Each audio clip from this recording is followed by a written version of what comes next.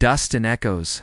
The gravel crunched beneath the tires of Olivia Reyes's weathered pickup truck as she approached Thornfield Estate. Autumn leaves spiraled down from ancient oaks lining the winding driveway, a kaleidoscope of amber and crimson. Against the slate-gray sky, she checked the job description once more: groundskeeper and property manager for a private estate. The pay was exceptionally enough to finally clear her father's medical debts, and perhaps to restart her landscape architecture business that had collapsed during the recession. At 34, Olivia hadn't imagined she'd be starting over like this. 5 years ago, she'd been designing gardens for Boston's elite. She was grateful for any work involving soil and growing things. The house materialized through the trees, a sprawling Victorian mansion with wings added in various eras, creating an architectural timeline of wealth. But what struck Olivia wasn't the grandeur, but the neglect. Gardens once meticulously planned, now suffocated under weeds. Fountains stood dry and cracked. Nature was reclaiming what human hands had abandoned. "You must be Ms. Reyes." The voice startled her. A tall man with prematurely silver-streaked dark hair stood at the bottom of the stone steps.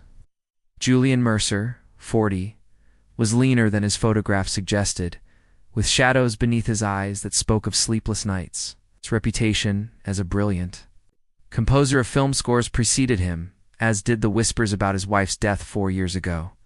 "Mr. Mercer," she nodded, extending her hand. His grip was brief, perfunctory. "Mrs. Holland manages the house.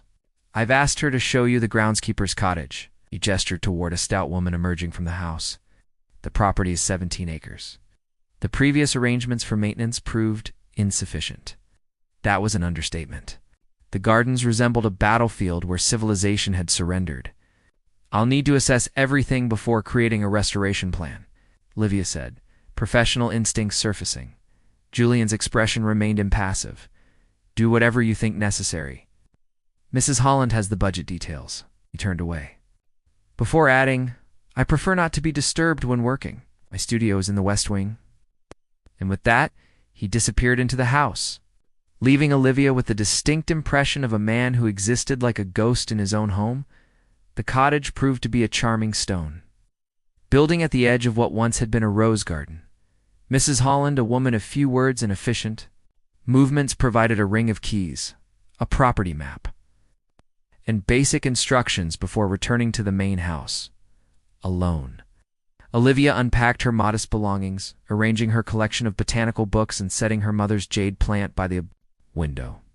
Through the glass, she could see a corner of the main house where light burned from a single window, despite the afternoon brightness, the West Wing. That evening, Olivia walked the grounds, notebook in hand. Beyond the immediate gardens lay an orchard, a small lake, and woodlands. But what caught her attention was music-haunting piano compositions drifting through the twilight. She followed the sound to a window where she glimpsed Julian Mercer hunched over a grand piano.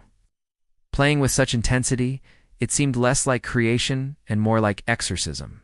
She stepped back, feeling like an intruder. This wasn't just a job. She was entering a mausoleum where memories were preserved like pressed flowers between pages, beautiful, but drained of life. In the days that followed, Olivia began clearing the most neglected areas. She worked methodically, uncovering stone pathways and rescuing choked rose bushes. The physical labor was therapeutic after years of drafting tables and client meetings. One weekend, she discovered an abandoned greenhouse, its glass panels filmed with grime but mostly intact. Inside, dormant plants waited like prisoners in suspended animation. Olivia felt a flutter of excitement. This would be her first real project. Julian Mercer remained a shadow. Occasionally, she glimpsed him walking alone at dawn, or heard his music late into the night. They exchanged no more than 10 words that first week, and Olivia wondered if the silence that enveloped Thornfield Estate would eventually claim her too. Seeds of Change November brought frost-laden mornings to Thornfield Estate. Olivia had established her rhythm. Spending dawn hours in the greenhouse, she'd restored, and afternoons battling the wilderness that had claimed the formal gardens. 3. Weeks of intensive labor had revealed the bones of what once must have been a breathtaking landscape: stone terraces, a dried reflecting pool, and hidden garden rooms connected by overgrown pathways. The greenhouse had become her sanctuary. She'd repaired broken panes, scrubbed decades of grime from the Victorian ironwork, and coaxed dormant plants back to life. Today she was transplanting herbs when she sensed someone watching. Julian Mercer stood in the doorway, his tall frame silhouetted against the morning light. "Mrs. Holland mentioned you'd restored this place," he said, his voice carrying the slight rasp of someone who rarely speaks. "I didn't realize it was still standing." Olivia brushed soil from her hands.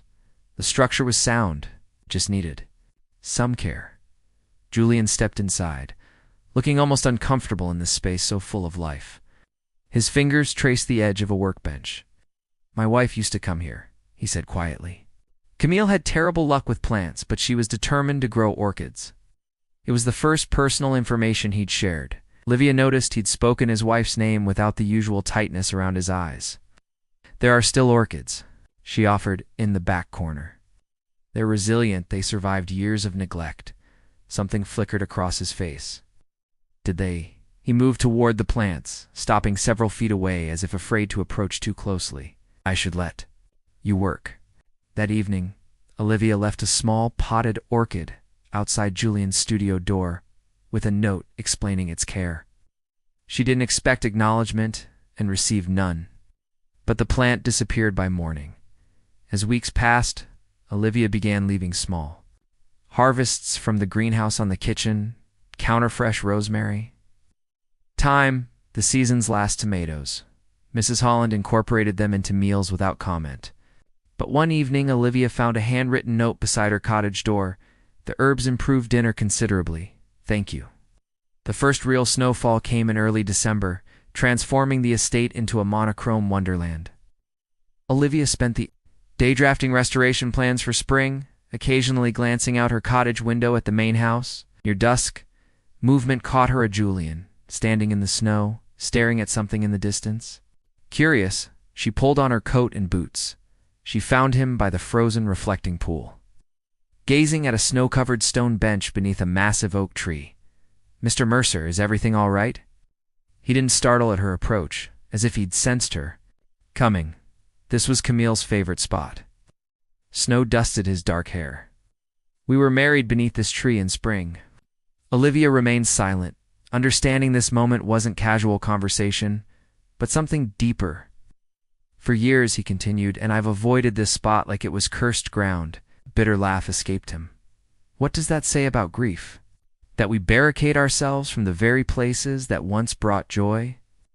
"Grief doesn't follow logical patterns," Olivia said softly. "My father died 3 years ago. I still can't listen to Sinatra without breaking down." Julian looked at her then, really looked at her, perhaps for the first time. "Was that why you left landscape architecture?" Surprise flickered across her face. "You researched me?" "I researched everyone who works here," he replied, but had the Grace too looked slightly embarrassed.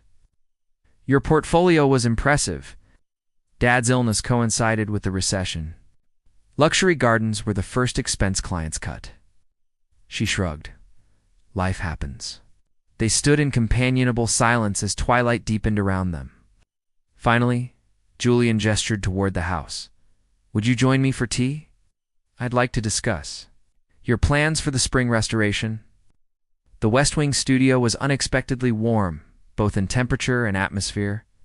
Bookshelves lined the walls, interrupted by large windows overlooking the grounds. A grand piano dominated one corner, while composition papers were scattered across a large desk. It wasn't the sterile workspace she'd imagined, but a lived-in sanctuary. Julian prepared tea with methodical precision. "Mrs. Holland mentioned you've been working on comprehensive plans." Olivia nodded, accepting the steaming cup. "I've been photographing and mapping the entire property. There are design elements worth preserving alongside new interventions." "Show me," he said simply. She retrieved her tablet from her bag, and they spent the next hour reviewing her vision for Thornfield's resurrection. Julian asked thoughtful questions, occasionally offering memories of how certain areas had once looked. "You've put considerable thought into this," he said finally. It's what I was trained to do. Olivia hesitated. The greenhouse was just the beginning.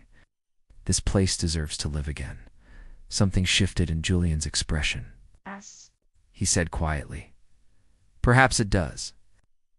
After that evening, subtle changes rippled through Thornfield. Julian began taking morning walks that coincidentally intersected with Olivia's work areas. Mrs. Holland reported that the piano music had shifted from minor to major keys.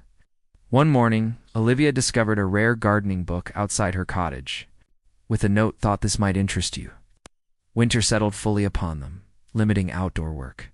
Olivia focused on the greenhouse and preparing for spring. Occasionally, Julian would appear with questions about her progress or bringing coffee. During cold afternoons, their conversations lengthened, moving beyond the gardens to books, music, and eventually personal histories. Slowly, like the dormant bulbs Olivia had planted beneath the snow. Something was awakening at Thornfield Estates, something neither of them had anticipated or was entirely prepared to acknowledge.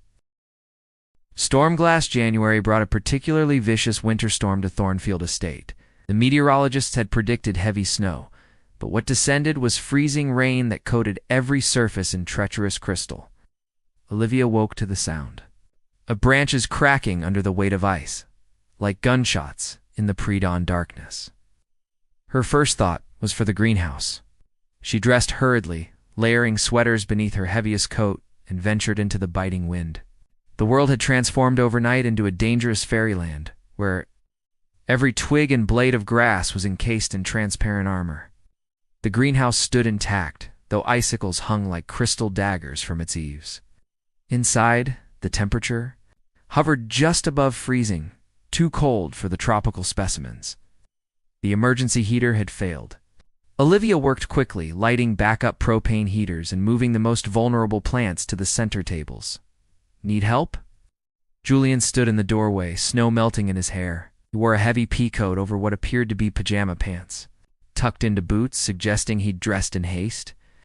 The main heater failed, Olivia explained, her breath visible in the cold air. We need to get the temperature up before we lose the orchids. Without another word, Julian began following her instructions, moving plants and adjusting heater settings. They worked in companionable silence until the crisis passed, the thermometer slowly climbing toward safer numbers. Thank you, Olivia, said finally, rubbing her numb hands together. I didn't expect to see you out in this weather. I was awake, Julian replied, watching the storm. I saw your flashlight heading this way. He paused. Also, the power's out in both buildings. Generators running for essential systems only. Olivia groaned. Perfect. My cottage is all electric. The main house has fireplaces, Julian offered. Then added awkwardly, you should stay there until power is restored. The kitchen of the main house was the warmest room, with its massive hearth now hosting a crackling fire. Mrs. Holland had departed the previous day to visit her sister, leaving them alone in the sprawling mansion. Olivia sat at the heavy wooden table, cradling a mug of coffee while Julian rummaged through cabinets. I'm afraid I'm not much of a cook, he admitted, but I can manage breakfast. I'm surprised you know where anything is kept, Olivia teased gently. A small smile tugged at his lips. I do occasionally emerge from my cave to forage. He set a pan on the stove. I wasn't always a hermit, you know. What were you before? She asked, realizing how little she knew about his life before tragedy redefined him. Julian cracked eggs into the pan. Busy, ambitious, we both were. Camille was an incredible violinist, first chair with the symphony. We met when I was composing. For a film she was performing on, his voice softened with memory. Our life was concerts and premieres, travel and deadlines. This place was meant to be our retreat, somewhere to breathe between projects. And then she got sick, Olivia said quietly. Julian nodded, his back to her as he focused unnecessarily on the eggs. Aggressive lymphoma. 11 months from diagnosis too, ... He couldn't finish. The irony was we'd finally slowed down to enjoy life together, and then there was no more time. The confession hung in the air between them. Olivia wanted to offer comfort, but knew from experience that some grief ran too deep for platitudes. After my father died, she said finally, I kept waiting for permission to be happy again. as if joy was a betrayal of his memory. Julian turned, studying her face. And did you find it? Permission? Not permission. Understanding. Olivia met his gaze steadily. That living fully honors those we've lost more than any amount of mourning. Something vulnerable flashed across Julian's features before he turned back to the stove. Breakfast is ready. They spent the day in quiet domesticity. The storm showed no signs of abating, transforming the estate into an isolated island cut off from the world. By unspoken agreement, they gravitated to the library. With its floor-to-ceiling bookshelves and another generous fireplace, Julian built a fire while Olivia explored the literary treasures surrounding them. Your collection is impressive. Most were Camille's, he said, arranging kindling. She was the reader between us. I've barely touched them since. ... Olivia pulled a well-worn volume from the shelf. But this one's been read recently. Nerutha. Julian looked almost embarrassed. I've been reading more lately, finding comfort in things I'd abandoned. As afternoon faded to evening, they read in companionable silence, occasionally sharing passages that resonated. The fire cast dancing shadows across the room, creating a cocoon of warmth against the howling storm outside. Olivia found herself stealing glances at Julian, the firelight softening his features, catching in his silver-streaked hair. You're staring, he said, without looking up from his book. Olivia felt heat rise to her cheeks. Sorry, I was just thinking you seemed different. Here, more at peace. Julian marked his place and closed the book. I've spent 4 years haunting this house like a ghost, surrounded by memories but not truly living in the present. His eyes met hers. Until recently. The weight of his words hung. Between them, outside, the wind moaned around the eaves of the old house, branches scraping against windows like skeletal fingers. I should check the greenhouse heaters, Olivia said suddenly, needing distance from the intensity of the moment. Julian rose. I'll come with you. The paths will be treacherous. They bundled in coats and boots, flashlights cutting weak paths through the darkness. The freezing rain had turned to snow, muffling their footsteps as they carefully navigated the ice-slick path to the greenhouse. Inside, they found one heater had failed again. Working together to restart it, their hands brushed a simple touch that sent unexpected electricity through Olivia. She stepped back, suddenly aware of how close they stood in the dim light. Olivia. Julian said softly, her name sounding different in his voice. He reached out, brushing snowflakes from her hair with gentle fingers. Time seemed suspended as they stood there, breath visible in the cold air, possibility crystallizing between them like frost on glass. Then Julian leaned forward and kissed her hesitantly at first, then with growing certainty as she responded. His hands cradled her face as if she were something precious and fragile. When they finally broke apart, Olivia could see her own confusion and wonder reflected in Julian's eyes. I didn't plan that, he whispered. Neither did I, she admitted, her heart racing. Whatever might have followed was interrupted by a tremendous cracking sound. They turned in time to see an ancient oak, overburdened with ice, slowly toppling toward the greenhouse. Retreating tides, the massive oak missed the greenhouse by mere feet, but its falling branches shattered several glass panels. For the next hour, Olivia and Julian worked frantically in the storm, securing plastic sheeting over the broken sections. To protect the plants from the biting cold, by the time they stumbled back to the main house, they were exhausted, soaked, and chilled to the bone. The kiss remained unmentioned as they changed into dry clothes, Julian lending Olivia a sweatshirt and flannel pajama pants that dwarfed her frame. They reconvened in the library where Julian rebuilt the dying fire. The easy companionship of earlier had been replaced by a charged awkwardness, both of them stealing glances when they thought the other wasn't looking. We should probably talk. About what happened, Olivia finally said, curling her legs beneath her on the sofa. Julian stared into the flames. I crossed a line. You work for me. It was inappropriate. His formal tone stung more than Olivia expected. Is that all it was? Lapse in professional judgment? He looked at her then, conflict evident in his expression. No, he admitted quietly. but that doesn't make it simple. Because of Camille? Partly. Julian ran a hand through his still damp hair. But also because of who we are, where we are in life. You're rebuilding a career that matters to you. I'm still figuring out how to exist in a world without her. He hesitated. And there's the reality that I'm your employer. Olivia felt a chill that had nothing to do with her wet hair. See, you're worried I'd feel obligated, wouldn't you? The power dynamic is inherently unbalanced. She wanted to argue, but couldn't deny the truth in his words. Instead, she asked, do you regret it? The kiss? Julian's eyes softened. No, that's what makes this complicated. They stayed up late talking, carefully circling the attraction between them while discussing everything else her dreams of reopening. Her design business, his stalled composition career, favorite books and films, childhood memories. When Olivia finally fell asleep on the library sofa, Julian covered her with a cashmere throw before retreating to his room. Morning brought sunshine, restored power and a palpable sense of retreat. Julian was polite but distant at breakfast. Mentioning he had deadlines to meet, by afternoon he had disappeared into his studio, the door firmly closed. The storm had passed, but something had shifted between them. It's like tectonic plates sliding away from each other after a momentary collision. In the days that followed, Olivia threw herself into salvaging the greenhouse and assessing storm damage. Across the property, Julian remained scarce, though she occasionally heard piano music drifting from the West Wing, different compositions now, with melodies that seemed to search for resolution but never found it. January melted into February. They established a new rhythm of careful politeness and minimal interaction. Olivia told herself it was for the best, even as she found herself listening for his footsteps or watching for his silhouette against the windows. She began spending weekends away from the estate, visiting former colleagues in Boston, reminding herself of the professional world she hoped to rejoin.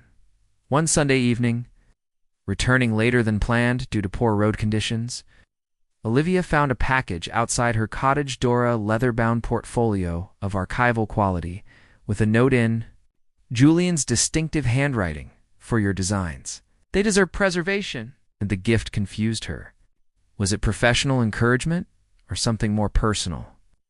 The uncertainty gnawed at her as February progressed. Twice she drafted resignation letters, only to discard them. The work at Thornfield mattered to her, and running away felt like surrender to fears she couldn't quite articulate. Valentine's Day arrived, a holiday Olivia had always found more melancholy than romantic. She spent the morning in town purchasing supplies, returning to find Julian speaking with a delivery driver at the main house. A woman emerged from a sleek black car, elegant, sophisticated, with the polished look of someone accustomed to urban luxury. She embraced Julian with familiar ease. Olivia drove past without slowing, an unexpected jealousy tightening her chest. Of course, Julian would have connections beyond Thornfield, friends, perhaps more than friends, from his former life. She had no claim on him, despite that one kiss in the storm-threatened greenhouse. That evening, a soft knock at her cottage door startled her. Julian stood on her doorstep, hands in his pockets, looking uncertain. "May I come in?" Olivia stepped aside, suddenly conscious of her paint-splattered jeans and messy bun. Her cottage was tiny compared to the mansion, one main room combining kitchen and living space, a small bedroom and bathroom. Julian seemed too large for the space, his presence filling every corner. "You met my sister-in-law today," he said without preamble. "Eleanor, Camille's older sister, visits monthly, though usually while you're in town." Relief washed through Olivia, followed immediately by embarrassment at her reaction. "She seems lovely," she managed. "She's worried about me. Has been since Camille died." Julian wandered to her drafting table, examining her latest designs. "Today," she said, "I seem different, more present." He turned to face Olivia. "She thinks it's because of you." Olivia's heart stuttered. "And what do you think?" "I think she's right." His voice softened. "These past months, you've brought life back to this place. It's not just the gardens, but ... He gestured vaguely. "Everything." Julian let me finish, he interrupted gently. I've been keeping my distance because I'm terrified of what's happening between us. Not because I don't want it, but because I do. And wanting something again, after spending years wanting nothing, ... It's overwhelming. Olivia moved closer, her professional reservations battling with the pull she felt toward him. I understand being scared. I've spent 3 years playing. It's safe, taking jobs beneath my abilities because failure seemed worse than mediocrity. What are you afraid of? He asked. That I'll let myself fall for you and then discover I'm just part of your healing process. The brutal honesty surprised even her. That I'll be a transitional person, the one who helps you back to life, but not the one you choose to share it with. Julian flinched as if struck. Is that what you think? That I'm using you as some kind of emotional rehabilitation? I don't know what to think, Olivia admitted. You kiss me, then retreat. You avoid me, then leave thoughtful gifts. You speak of power imbalances, yet here you are in my home telling me I've changed your life. Frustration edged her voice.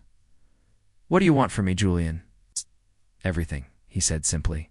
Ow. And that's what terrifies me. The confession hung between them, too honest to dismiss, too complicated to simply accept. Julian stepped closer, close enough that Olivia could see the flecks of amber in his dark eyes. I should go, he said, though he made no move toward the door. Eleanor is staying overnight. We're meeting with my agent tomorrow about a possible film score, a new project. Despite everything, Olivia felt genuine pleasure at this sign of his professional revival. Maybe I've been composing again. Real work, not just ... He gestured vaguely. Whatever I've been doing these past years. Olivia smiled despite herself. That's wonderful. Julian reached out, his fingers brushing her cheek with exquisite gentleness. I don't know how to do this, Olivia. How to honor what was while embracing what could be. Neither do I, she admitted. But running away from it isn't working for either of us. He nodded, letting his hand fall away. We'll talk when I return from Boston. Really talk, without retreating, I promise. After he left, Olivia stood in her doorway watching his figure disappear into the darkness toward the main house, wondering if they were moving toward resolution or merely a more complicated form of goodbye. Roots and wings, 3 days passed with no sign of Julian. Olivia tried to focus on work, but her thoughts continually drifted to their last conversation. The promise of really talking hung in the air like an unresolved chord. On the 4th morning, Mrs. Holland informed her that Mr. Mercer had extended his stay in Boston for meetings, would return by week's end. Olivia nodded politely, ignoring the hollow feeling in her chest. Perhaps distance was providing clarity for Julian, clarity that might end with a gentle letdown upon his return. She channeled her uncertainty into physical labor, beginning preparations for spring planting and finalizing restoration plans for the reflecting pool. Friday arrived with no word from Julian. Olivia was replanting seedlings in the greenhouse when Mrs. Holland appeared at the door. Mr. Mercer called. He's asked that you join him in Boston tomorrow. The housekeeper handed over a printed itinerary and a small envelope. A car will collect you at 9. Olivia opened the envelope after Mrs. Holland departed. Inside was a brief note in Julian's handwriting. Trust me. Please come. Jay the following morning found her in the back seat of a luxury sedan, watching Thornfield's estate recede in the distance as questions tumbled through her mind. The car delivered her to an upscale hotel in downtown Boston where Julian waited. In the lobby, looking both familiar and strange in a tailored charcoal suit. You came, he said, relief evident in his voice.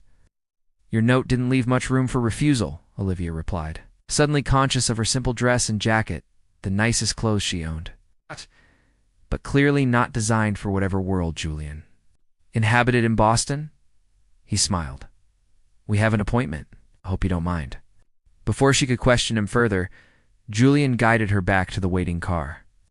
They drove through the city's historic streets until reaching a renovated industrial building in a trendy neighborhood. The sign above the entrance read Solstice. Design collaborative. What is this place? Olivia asked as Julian led her inside. A design incubator for landscape architects and sustainable urban planners, he explained. They provide shared workspace, resources, mentorship, and connections to clients who value innovation. The interior was breathtaking, an open concept.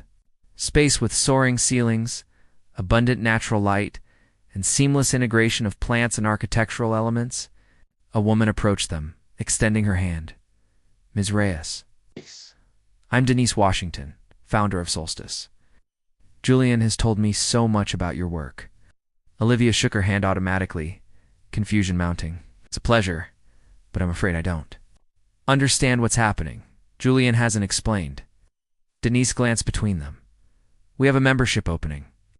After reviewing your portfolio, we'd like to offer it to you. The space includes design resources, networking opportunities, and potential client referrals. My portfolio. Olivia looked at Julian, who had the grace to appear slightly embarrassed.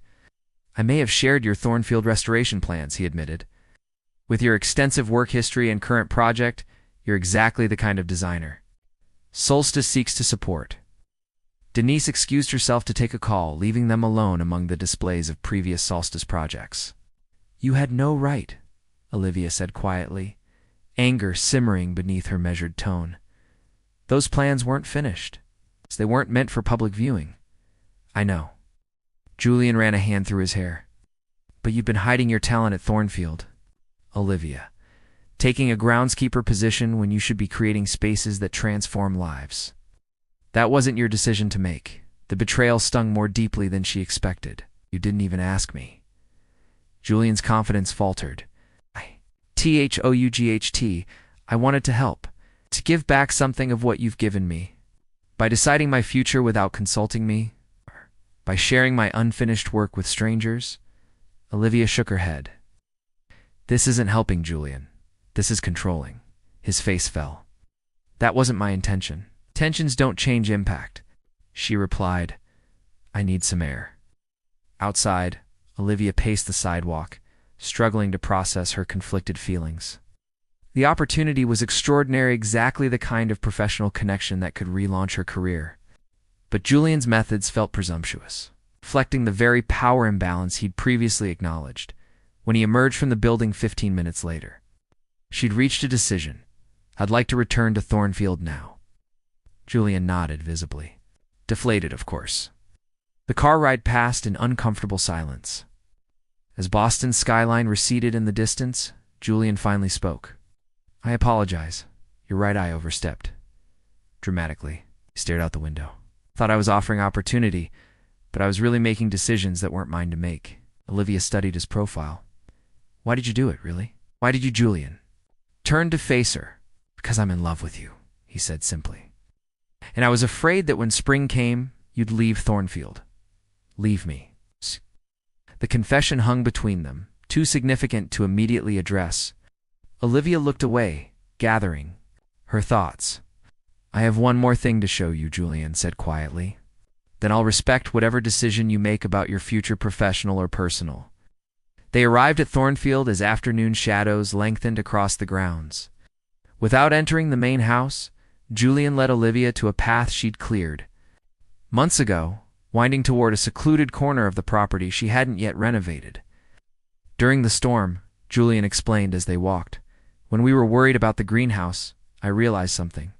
For the first time in 4 years, I was fully present, not lost in grief or memories, but engaged with the moment. With you. They rounded a bend to discover a clearing Olivia had never explored. In the center stood a small structure, a modern interpretation of a Victorian folly with clean architectural lines complemented by natural materials. Large windows reflected the surrounding woodland. What is this? Olivia asked, approaching cautiously. Julian removed a key from his pocket. See for yourself. Inside, Olivia found a fully equipped design studio. Drafting tables, computer workstations, material samples, and floor-to-ceiling bookshelves filled the space. One wall featured her preliminary sketches for Thornfield's restoration, professionally framed. I built this for you, Julian said from the doorway. Or for who you really are, not my groundskeeper, but Olivia Reyes, landscape architect. Whether you stay at Thornfield or accept Solstice's offer or forge a completely different path, you deserve a space that honors your talents. Olivia touched the drafting table, emotion tightening her throat. When did you do this? Started. Planning after the storm. Construction began while you were visiting Boston those weekends. He remained in the doorway, giving her space. The night of the kiss, you accused me of seeing you as part of my healing process. You were partly right. You have helped me heal, but not because I was using you. Because loving you made me want to live again. Olivia turned to face him. Ow. Keep saying things that make it impossible to be angry with you. A small smile touched his lips. Is it working? She moved toward him slowly. The studio is beautiful. The solstice opportunity is incredible. But neither is what I need from you. Julian. His smile faded. What do you need? Partnership, she said simply. Not grand gestures or career assistance. Just you present, communicating, making decisions with me rather than for me. Julian nodded, understanding dawning in his eyes. I can do that. Can you? Olivia challenged gently. Your life has been defined by control over your music, your environment, your grief. Sharing control doesn't come naturally to you. No, he agreed. But I'm willing to learn. He reached for her hands, holding them lightly. I don't want to direct your life, Olivia. I want to be part of it. However, you'll have me. Olivia studied his face, the earnestness in his eyes, the vulnerability he'd never shown anyone else. I'm still figuring out who I am beyond my father's illness, beyond the career setbacks. I need space to grow, not just at Thornfield, but in whatever comes next. You'll have it, Julian promised.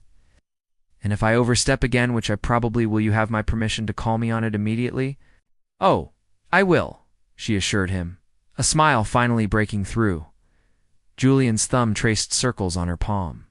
Where does this leave us? Instead of answering with words, Olivia leaned forward and kissed him, not the hesitant kiss of the greenhouse, but one filled with certainty and promise. Julian responded immediately, his arms encircling her waist, drawing her closer. When they finally parted, Julian rested his forehead against hers. I was right to name this place Solstice, he murmured. Why is that? It marks the turning point when darkness begins to recede and light returns to the world. His eyes held hers. You are my solstice, Olivia. Spring arrived at Thornfield Estate with unprecedented beauty. The gardens bloomed under Olivia's expert guidance, while Julian's music once again filled the halls of the old house. The reflecting pool mirrored cloud patterns by day and stars by night. New pathways invited exploration, while hidden garden rooms offered intimate spaces for conversation and contemplation. Olivia divided her time between Thornfield's restoration and her new association with Solstice Design, collaborative area connection. She had explored on her own terms, negotiating a part-time arrangement that allowed her to pursue independent projects. Her design studio became the birthplace of innovative concepts that blended ecological sustainability with human experience.